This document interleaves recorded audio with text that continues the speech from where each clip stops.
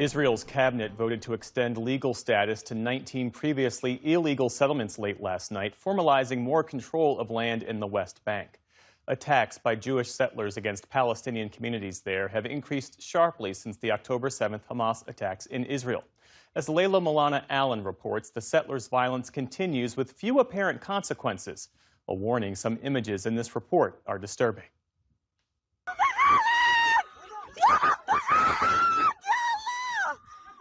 Masked gangs of settlers marauding through the streets, armed with bats and Molotov cocktails. Cars and homes smashed apart and set on fire. This is now the daily reality for Palestinians across the occupied West Bank.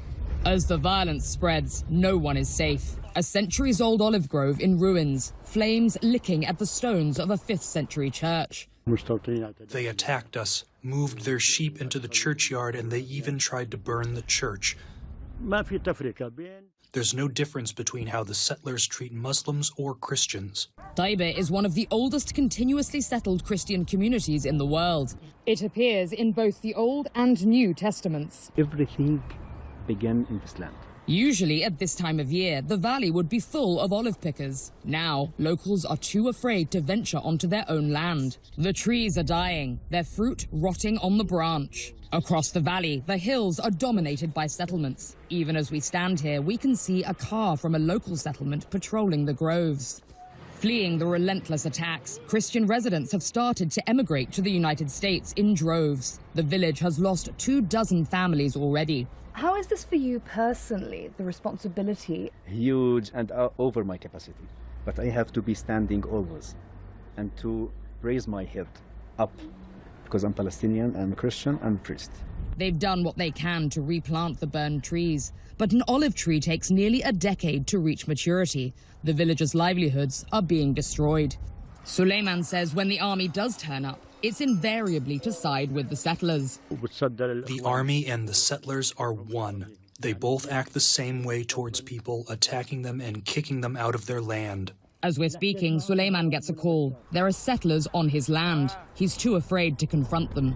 Waiting on the road is Rabbi Arik Asherman, one of a group of volunteers trying to pressure Israeli authorities to force settlers to abide by the law. The settlers make their way into the valley, stopping next to the home of a Palestinian man and his child, picking olives in their garden. The makeshift fence they've erected won't do much to protect them. He worries the international community, discussing a theoretical Palestinian state from afar, is ignoring the practical reality that soon Palestinians here will have little land left. The international community has no backbone. The army's told them to leave, and they're paying no attention. For years and years and years, they've been acting with impunity, and certainly under this government.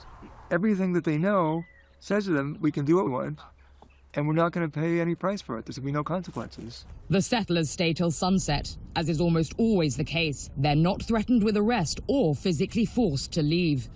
Israel's Prime Minister Benjamin Netanyahu has promised to curb the unprecedented wave of attacks. We will act against this with all our might because we are a state of law. But critics say it's his own government that's created this atmosphere of impunity. National Security Minister Itamar Ben-Gvir handed out weapons to settlers after the October 7th attacks. Finance Minister Bezalel Smotrich has advocated destroying large Palestinian towns to isolate Palestinians. And this government has sanctioned the building of dozens of new settlements, which are illegal under international law. It's peak olive picking season in the West Bank, and Palestinian farmers are out harvesting their groves. In Turmos Aya, on the first day of the season, dozens of settlers, armed with clubs, their faces hidden with black rags, descended on this grove. 53-year-old grandmother Afaf Abualia was chased and bludgeoned by a masked settler. She was so badly beaten, she suffered bleeding on the brain and had to be rushed to hospital. The UN says October was the most violent month on record since documentation of settler attacks began. More than 260 attacks were recorded, an average of 8 per day. After international outrage, Israeli authorities say they've now arrested a man in connection with the attack. But locals here say there's little chance he'll face justice. We found Afaf in hospital in Ramallah, where she told us about her traumatic assault. They beat me here, on my shoulder, back, and my arms. They beat me over the head nearly 10 times, and then they beat the rest of my body. It's really painful. Now I can't go back to collect olives because of my brain injury. But some victims never make it home. In July, as 20-year-old Saifullah Musalit tended his father's olives, a group of settlers armed with bats surrounded him.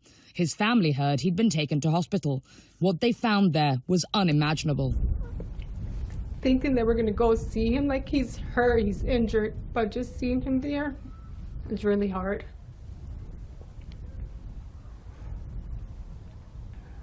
And what did they tell you at the hospital? They told us he was beaten to death. The family believes Saifullah, nicknamed Saif, might have been saved, but it took nearly 3 hours for a Palestinian ambulance to get permission to cross into the area to help him. He bled to death alone. He was like an older son to me. He was very loving. He was very loving. You'd go into a room, he'll always smiling, very full of life, very. Saif was an American citizen, a Florida native visiting family in the West Bank. U.S. Ambassador Mike Huckabee visited them after his killing, calling it a terrorist act and promising to take action. They've heard nothing since. He said, we will get justice, America's first, but till this day, nothing has changed. Meanwhile, the violence shows no sign of stopping. Or there are settlers on the way. We need to be like sure. This morning, they were out here, they said. Yeah. So you always have to be sure. Every Friday, they cross from here. They're like hunting for us. They're just driving. If they see any Palestinian person, that's it, they're going to attack. And we can't do anything about it. Some are trying. Jonathan Pollock is an Israeli activist who spent 2 decades working to protect Palestinian villagers from settler and soldier violence. He tried to stop the violence the day Saif was killed and found himself the target. I felt that we were at the edge of death when they attacked us. There was nothing to stop them. But at some point, Israeli soldiers came in and they literally peeled the settlers from on top of us. Of course, they did nothing. They arrested us. He didn't know until his release from jail that the group, having assaulted him, then reached Saif in his olive grove. Racist lynch mob killed a Palestinian, beating him to death. People like to say that it's complicated, but really there's absolutely nothing complicated about a bunch of people going into other people's land, attacking them, killing them, imprisoning them, and stealing their land. Saif is just one of at least 21 Palestinians killed by settler violence since October 7, 2023. The UN reports more than 1,000 Palestinians have been injured in attacks this year, more than double the number injured last year. Their homes burned, their fields and olive groves destroyed. 7 settlers have been killed and 53 injured by Palestinians this year. Yesh Din, an Israeli NGO working to protect the rights of Palestinians living under Israeli occupation, reports that of 1,700 police investigations into Israeli violence against Palestinians in the West Bank in the past 20 years, 97% did not lead to a conviction. Perpetrators of hundreds of other attacks this year remain at large. And Jonathan says the impunity for Saif's killing is the rule here rather than the exception. Last year, he watched another American, volunteer Aisha Nor'egi, die next to him after she was shot by an Israeli soldier during a protest in the nearby village of Beita. It was her first day in the West Bank. The IDF said Aisha Nor was killed unintentionally during what it called a violent riot. Jonathan and his fellow activists say the situation was calm. You can see the soldiers up there by the black smoke. They're pointing guns at us. You don't know when they're going to pull the triggers.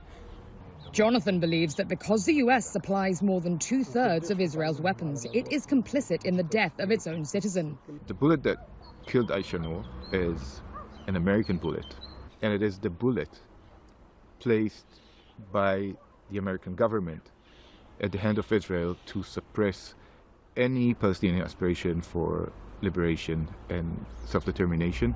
And it is also used to send a message that it doesn't matter who you are. If you stand with Palestinian, your blood is cheap, and there will be no accountability. Reem says her family's experience has taught her that even as Americans, they have no protection here, so Palestinians have little chance. We lost Saif, we can't get him back.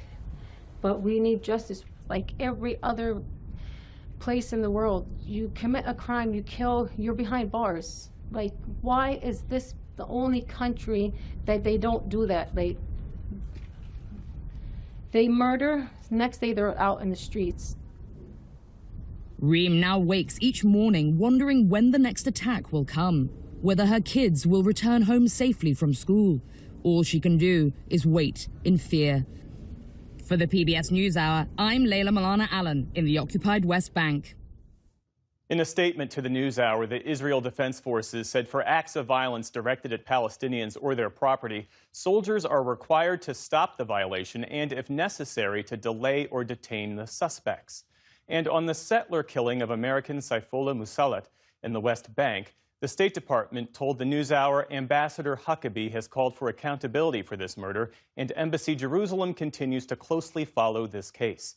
Separately, a State Department spokesperson told us the killing by the IDF of Aysenur Egi was a tragedy, and we urge the government of Israel to complete a thorough and transparent investigation.